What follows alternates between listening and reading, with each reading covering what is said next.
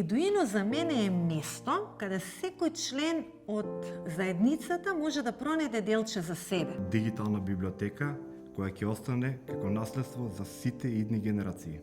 Еднообразовно јадро во кое што се сплотени сите чинители на воспитно-образовниот процес. Колективност на сите, и на наставниците, и на учениците, и на родителите. Па Едуино не може со еден збор да се опише.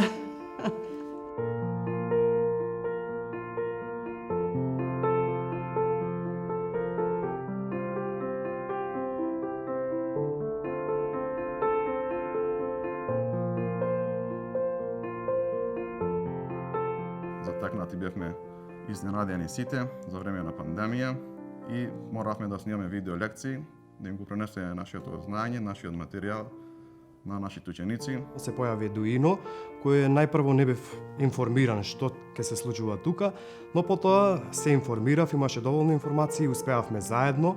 Сакав да им го развеселам денот на децата, а во исто време сакав и на некој начин малку и да ги едуцирам родителите како они тоа би можеле да се играат, да се сближат со нивните деца, бидејќи денешното време некако многу малку простори им остава на семејствата да бидат заедно. Кога ќе слушнам, ние денес дружевме со наставничката Светлана на Едуино. Или ние многу научивме од вашиот час.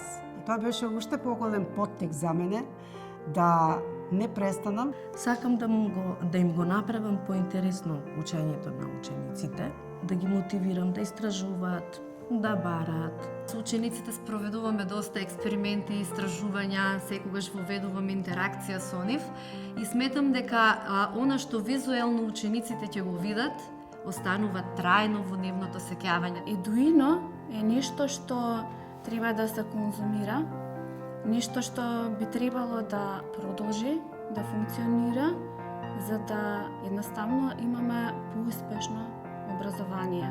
Оваа година и претходната, колку и да беа лоши, не научија дека мора да размислуваме широко, не научија како во една виртуелна училница ние да можеме да го погалиме